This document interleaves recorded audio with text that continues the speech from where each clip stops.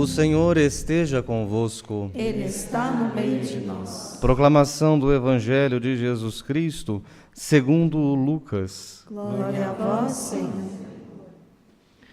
Aconteceu que Jesus estava rezando num lugar deserto, retirado, e os discípulos estavam com ele. Então Jesus perguntou-lhes: Quem diz o povo que eu sou? Eles responderam: Uns dizem que é Elias, outro que és João Batista, mas outros acham que és alguns dos antigos profetas que ressuscitou. Mas Jesus perguntou: E vós, quem dizeis que eu sou? Pedro respondeu: O Cristo de Deus. Mas Jesus proibiu severamente que contasse isso a alguém e acrescentou: O Filho do Homem deve sofrer muito, ser rejeitado pelos anciãos, pelos sumos sacerdotes e doutores da lei. Deve ser morto e ressuscitar no terceiro dia. Palavra da salvação. Glória a vós, Senhor. Os queridos irmãos e irmãs, alegria vê-los aqui no santuário Basílica Nossa Senhora da Piedade, padroeira aqui do nosso estado de Minas Gerais, mas nessa experiência de nos encontrarmos com Nossa Senhora, que tem um amor que ultrapassa as nossas fronteiras, não é? Tem um amor que ultrapassa aquilo que a gente consegue de organizar, porque ela mesma, no seu próprio ventre e também em suas mãos, como vemos aqui na imagem do santuário, carrega o Verbo de Deus encarnado, né? Que permeia e perpassa toda a nossa condição histórica, toda a nossa condição cultural, toda a nossa condição de existência para nos abrir a plenitude e a eternidade.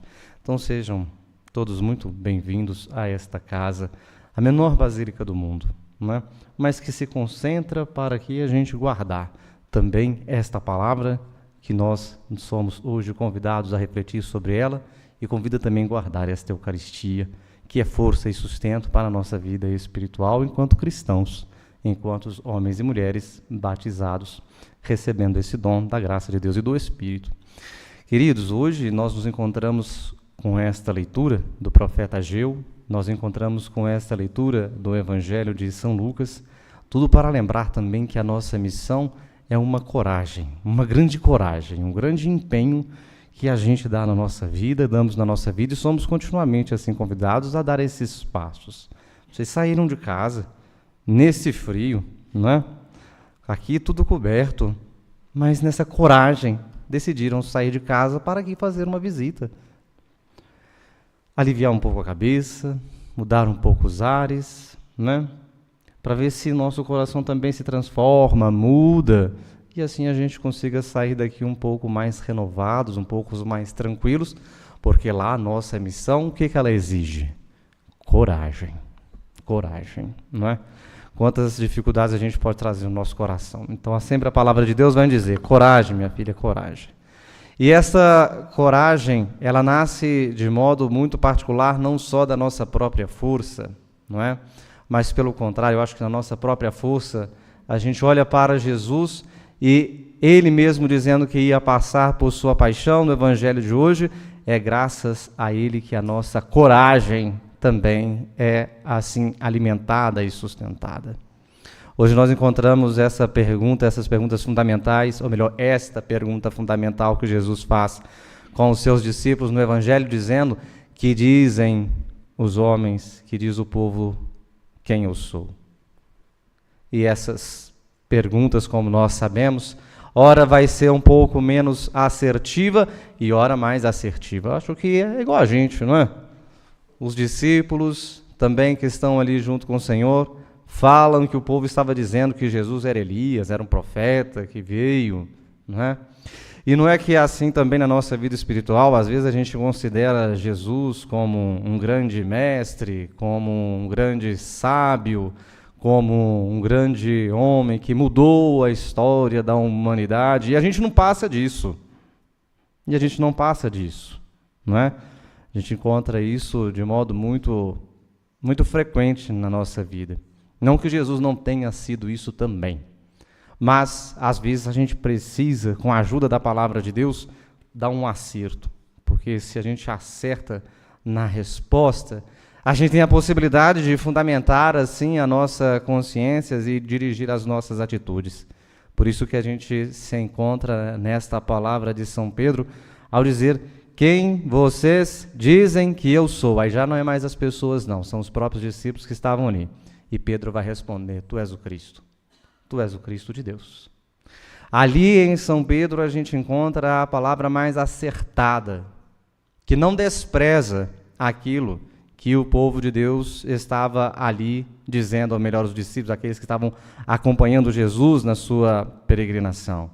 Não despreza que Jesus também é um profeta, não despreza também que Jesus é um grande sábio. Afinal, a sabedoria, afinal, a profecia, elas são as duas bases que compõem toda a história do antigo Israel e é para nós também sustento para a nossa vida, mas é São Pedro que dá esse passo avante e reconhece que Deus está fazendo uma coisa nova. Está fazendo uma coisa nova em seu Filho. E está convidando também a gente a fazer e abrir o nosso coração para que algo novo aconteça. Encontrar com esta dualidade de respostas, tanto de Pedro quanto das pessoas, é para que a gente também sempre encontre esta passagem, esse salto que a gente pode assim dar na nossa vida de fazer uma coisa nova, de experimentar uma coisa mais ampla. Por que aparece esta proposta no Evangelho? A gente consegue responder a essa pergunta quando a gente volta a atenção na primeira leitura.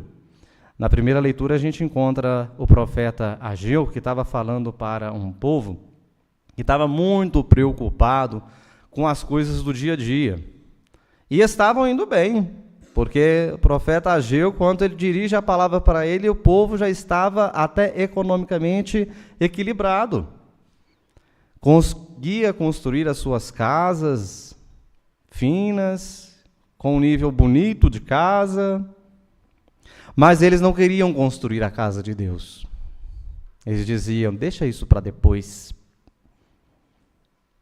E é isso que Deus vai chamar a atenção.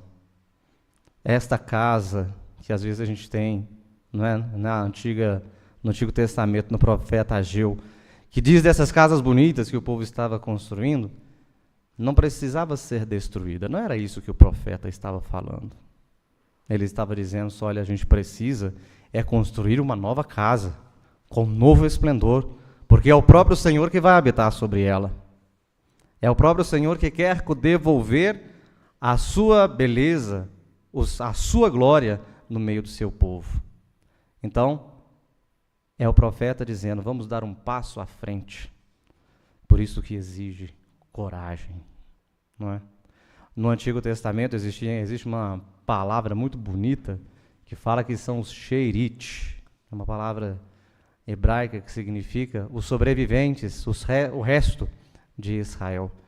E é este Sherit, é este resto de Israel que é convidado a ter coragem para dar um passo à frente do seu povo, que não quer lá sair da sua casa, não quer sair de lá do seu conforto para construir uma casa que ainda vai ser com maior esplendor. Eita, que coisa curiosa. Porque nós também somos assim, não é?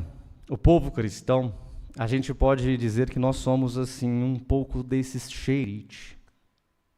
Esse Sherit que é esse pequeno resto de Israel que cresceu, que agora não é uma proporção de gente pouca, não.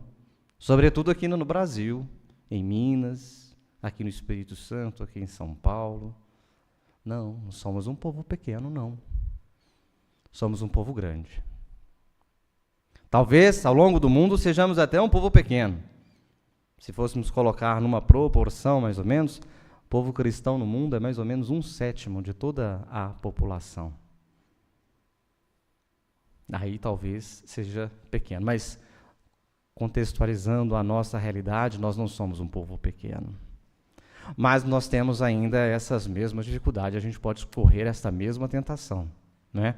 De fechar também as nossas coisas, de fechar também a nossa rotina, muitas vezes fechar somente as realidades de nossa casa e a gente deixar com que esse esplendor de Deus que tem como missão de habitar a nossa história também, ele enfraqueça. A gente tem que tomar muito cuidado, porque tem muitas linhas, não é? Tem muitas intuições que nos conduzem exatamente ao fechamento, nos conduzem exatamente a propostas que nos faz mais confiar nas nossas próprias forças, no nosso próprio conforto, do que nos joga para a missão, que nos joga para aquilo que nós devemos fazer como discípulos e discípulas missionários. O que isso causa? Causa uma fratura muito grande na esperança. Causa uma fratura muito grande naquilo que Deus mesmo coloca como nós, como uma virtude. Se nós não cultivamos e não pedimos Deus esta graça, de que nos nossos sofrimentos, assim como Jesus estava ali prenunciando que ele iria passar no Evangelho, como sabemos, se nós não pedirmos esta coragem que vem da força de Deus, talvez nós não consigamos fazer a construção de um novo templo. É um novo templo, queridos irmãos e irmãs, que ao longo dessa semana nós temos meditado, é um novo templo que somos nós. A gente precisa fazer, às vezes, essa passagem de vencer a cada um de nós. Mas também a gente precisa também de uma coragem para, novamente, não ficarmos somente em nós. Ir também para o outro. Ir também para a história do mundo. Afinal de contas, nós somos esse povo que somos chamados a, inclusive, enfrentar os sofrimentos do mundo. Enfrentar as incoerências do mundo. Para ver se que com a graça de Deus, com a força do Espírito de Deus, a gente consegue dar um compasso diferente para a história. Peçamos a Deus que esta palavra e esta Eucaristia nos dias de hoje sustente a nossa peregrinação, sustente-nos de força, de coragem, para como vocês que saíram de casa para vir aqui no dia de hoje, como para você, meu irmão, minha irmã, que nos acompanha pelas redes de transmissão. Peçamos a Deus que esta oração do dia de hoje fortaleça o nosso espírito com a coragem e fortaleça, sobretudo, esse dom, essa virtude da esperança. Louvado seja nosso Senhor Jesus Cristo. Para sempre seja louvado. Não conseguimos fazer nada sozinhos, por isso a gente